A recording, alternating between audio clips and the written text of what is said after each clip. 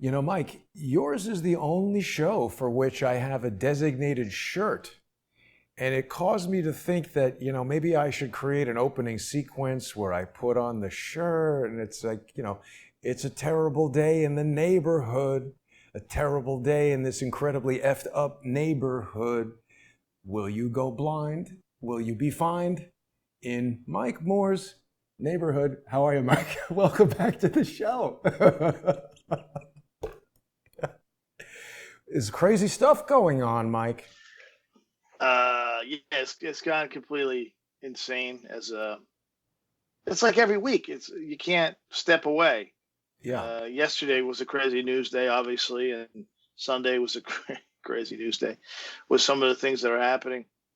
And we're supposed to believe all this stuff just happens. It's just happenstance. These things that happen, like with Epstein and Maxwell. Oh, it's just a coincidence. Right. Yeah. Give me a break. What are we, stupid out here? I don't think most people that are this tuned in to watch these shows of yours and of mine, I don't think these are the folks that you can pull the wool over their eyes like most other people. Right. These people are woke. Our viewers are woke. They're woke. Yeah. Yeah, I mean, that's a little bit trite, that whole woke thing. But I mean, you raise an excellent point that there are things going on that you have to be absolutely brain dead or, totally drunk on the mainstream propaganda that gets spread around. Now, the other thing I want to share with everybody is that I've just received an email earlier from Vimeo, who I think most people who are already sponsors of the show know that Vimeo is the video service provider that I use for our sponsor exclusive segments. And Mike, big part of the reason that I do that is that a lot of people have seen the censorship of big tech firms, YouTube. There have been a lot of social engineers who have tried to shut us down. So looks like Vimeo is going to be raising their prices. I've used too much of the unlimited plan. So that's an interesting thing how that works. I'm going to be having to get a new, developed especially for me, plan tomorrow at some time. So I hope people will join us in just about 30 minutes on Patreon and Subscribestar.com/TruePundit and Patreon and Subscribestar.com/CrowdSourceTheTruth. These sponsor exclusive shows allow us to talk about things that might get us banned from some of these better known free services. I don't think there's much really going on YouTube. There's a lot of people talking, but I mean, are they saying anything? Every time I go to YouTube, it's and obviously, if you're still on YouTube and you're still making money off of you on YouTube, you're not really a threat to anybody because they've minimized and demonetized anybody who would be a threat to their leftist, communist manifesto.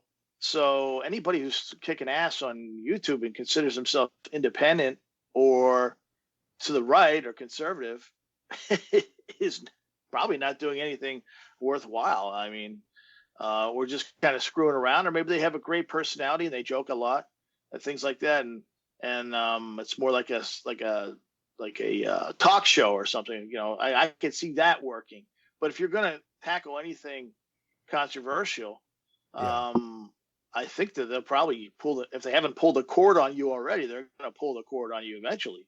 And it's always dangerous to build some type of a following or a business or your own platform around some third party platform whose politics are a complete 180-degree difference than yours.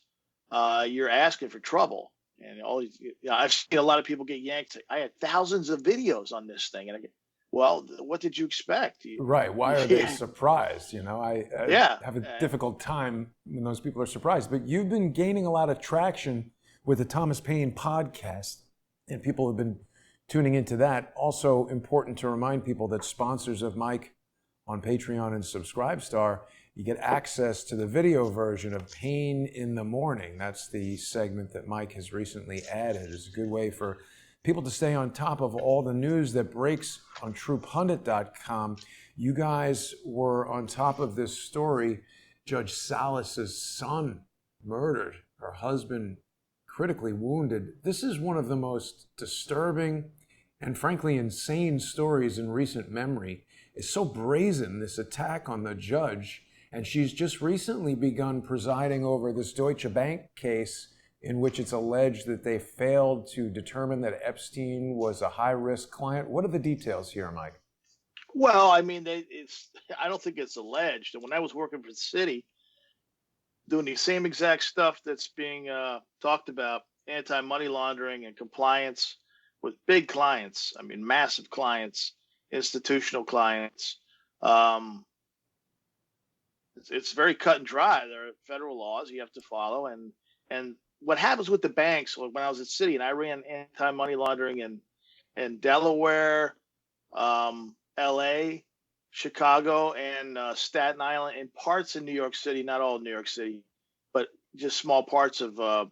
We had some branches. City at the time had some branches in New York City that fell under my jurisdiction, so to speak. So I ain't talking about billions and billions of dollars, right? So you're responsible for monitoring and making sure that everything, but these companies are wiring money out and getting wires in. It's just a small part of it, but that the money is being used for legitimate business purposes and it's not being used as some illicit scheme or a part of some illicit scheme. So I think looking at this, what I've looked at so far with Deutsche, there's no doubt that they failed to monitor this. And what usually happens, and a lot of people don't realize this, that doesn't mean that Deutsche didn't flag it. Guys like myself who worked at, now we'll get into it later tonight.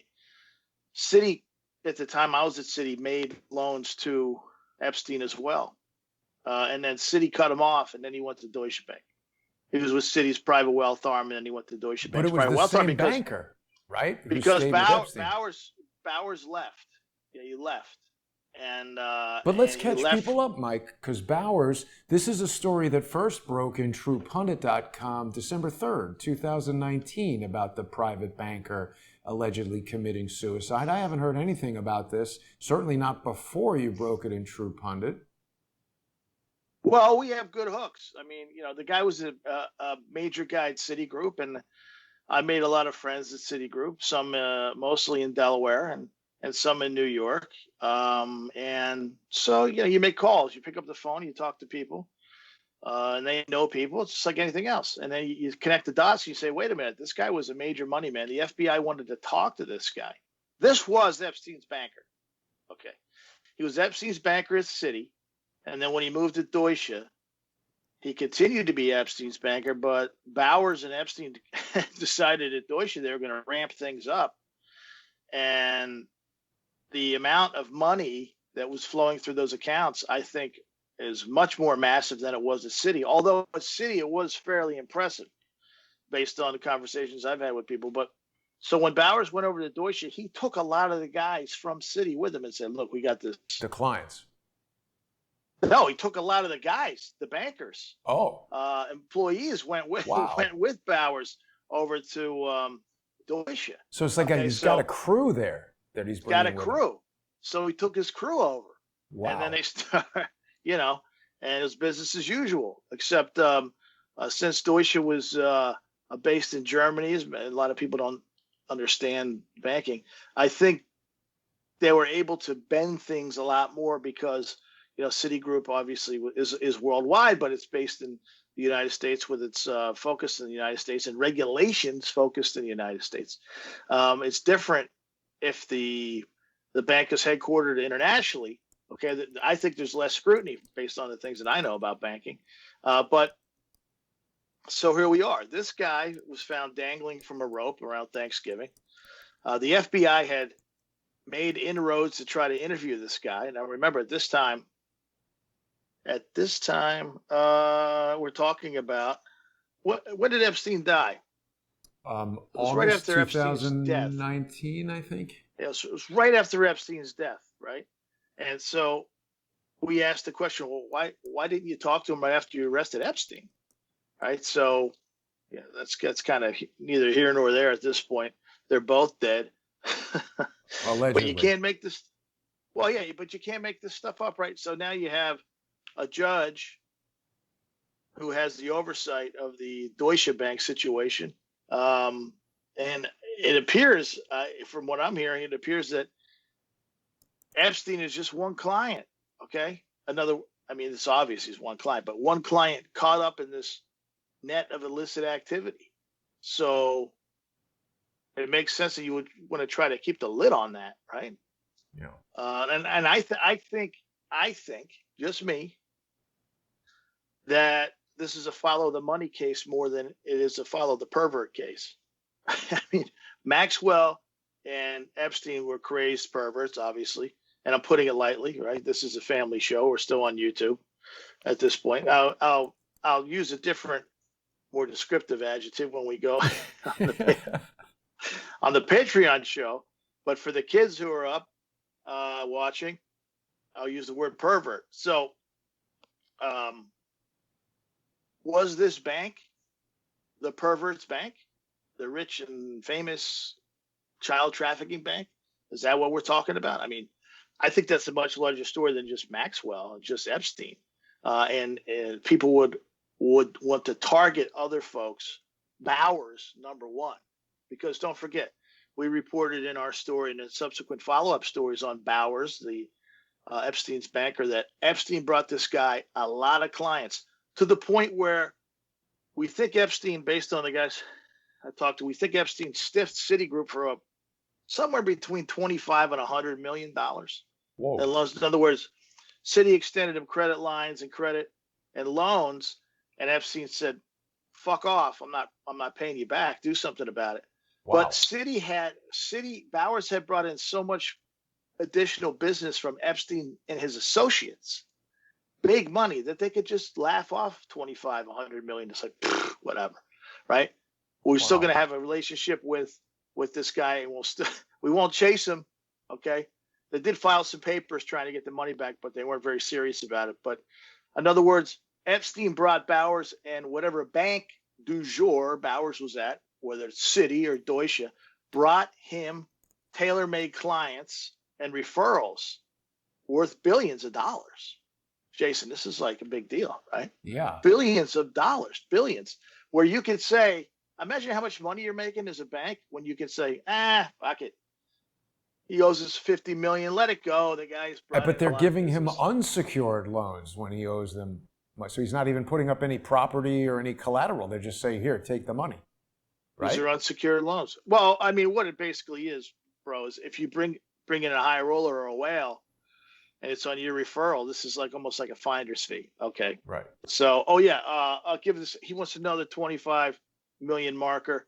He wants to know the 25 million credit line. Based on what? Where's the collateral? He just brought us $500 million in the last couple of weeks, right? Give him the 25 million. Are you fucking stupid? Wow. Right? Grease this guy. Keep this guy greased. And this is how it works. So I think we're gonna as time goes on, this is what this case of Deutsche is going to be about. And I think this is what this unfortunate event in North Jersey, my old stomping ground, is about as well. I don't think this is per se, obviously it's about Epstein, right? It's about Epstein. But I think it's more about Epstein's associates and other people in this line of trafficking, abuse of minors, sexual abuse of minors, that the bank may also have been funding. And this may extend back to Citigroup. I don't know. It depends how seriously the feds want to take it. If they want to be serious and be adults about it, they could have a hell of a case. If they want to cover this up like they usually do and make it go away, well, then it's going to be business as usual. But it's still a hell of a case. The fact that the federal judge was attempted assassination of a federal judge. Her husband was gunned down. Obviously, her son was killed. And as you know, you work drug cases in New York City, coming up with the DEA, you find out that it's a Colombian model. It seems to me to be a professional hit in the sense that you would want to send this judge a message. And the best, you just out in drug cases back in the 80s, the Colombians didn't kill people that they had a beef with. They killed the people's families, so they'd have to live the rest of their life. And think about it. I mean, this is like vicious stuff. You don't see that.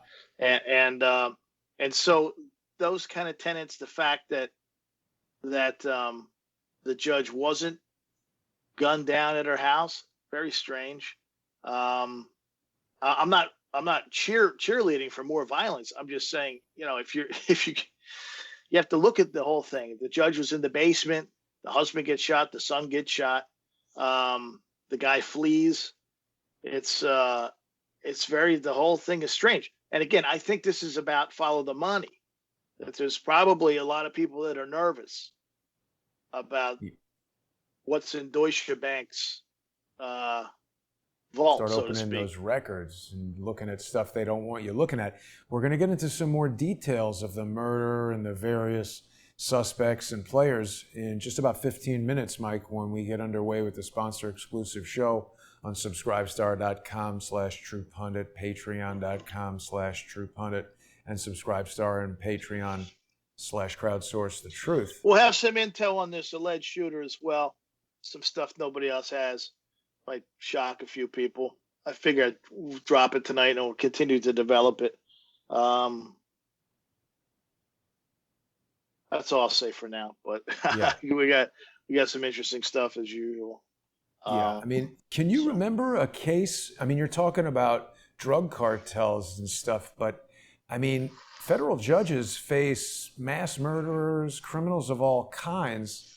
This is a pretty rare and definitely outrageous. I mean, do you remember anything like this happening in recent memory? Well, I mean, there's similar. It's interesting you put me on a spot like that and make me actually have to use my brain. I appreciate it, but sorry. The other thing that reminds me of is back in the day in North Jersey again was, although it's not related to a federal judge, was Sidney Russo. Was plucked out of his house and kidnapped. He was the CEO of Exxon, and they stuffed him in a storage locker, like one of these little rent a center. You go rent a space, and they tortured him while they were waiting for ransom. And then I guess they torqued him up so bad that he bled out. Wow. They had him in a storage locker. I believe it was during the summer months. And this is for all you kids out there who might go rent a storage place and say, can I have an air-conditioned unit, please? This is crazy. It's really it's steamy in here. There were no air-conditioned storage units back at this time. It was you put your stuff in there and you sweat it out. So I remember Russo getting plucked from his house in North Jersey. That stands out. But he's just a guy. He's not a federal judge. Well, I've worked some cases where judges were targeted by stuff like that, targeted individually with different threats, and I can't say too much about one case, but it was particularly alarming because I don't even know if that stuff is like classified or what. I probably just keep my mouth shut about it. But there have been other cases where lawyers targeted federal judges. I'll just say that. And here's the deal. You don't hear about this stuff because the marshals who are tasked with the security for federal judges, they're not stupid guys. They want to keep these things under wraps. You don't want to advertise, ooh, we broke up this ring where they were going to whack a federal judge. And then some other people are out there like, ooh, yeah, that reminds me, I have to go kill that federal judge.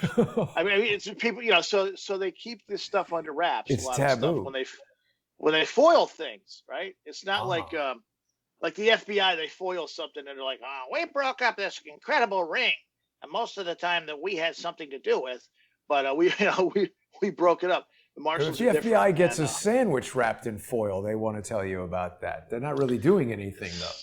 It's ridiculous. It's ridiculous. But there are some disturbing things that we've developed already early on. And when I say we, I mean the independent media. There's a number of people in the last couple of days that have done a good job. And I was on the road coming back from Florida. We went down there for a couple of days to snoop around because I want to see what the hell's going on in Florida. Because everybody's like, this is going on, that's going on. I said, well, let's just go. Let's get the hell out of here. Let's go on the road. We'll talk about that as well in 10 minutes. Yeah, we will talk about it. So, there are some cases where federal judges have been targeted, and Russo is the one that really stands out. It's shocking Okay, this is obviously shocking. I don't think it's the way. I don't think the way it went down is the way the media is portraying it. It doesn't make any sense. The narrative that they've built is fucking built on sand. And if Right. this is the official, if this is the official narrative they want to try to sell, I don't know who's handling this situation, but it's ridiculous Yeah. to think that everything that they say is true. Some guy just showed up in a FedEx and he's got a 5-year-old beef.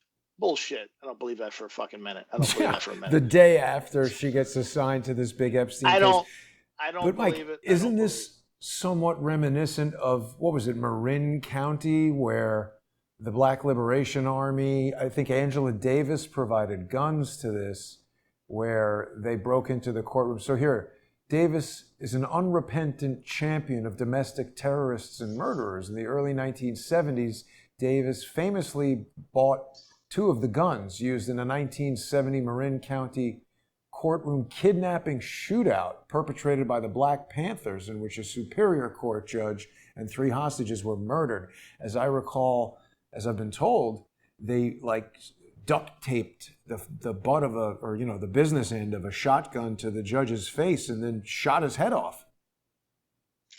Well, yeah, I remember that case, reading about it, but as far as federal, I don't think that was federal. Right. That wasn't federal. This is a big deal, what's going on here. Not that it matters, but I was watching Scooby-Doo when that happened. I was like fucking 3 years old or something. But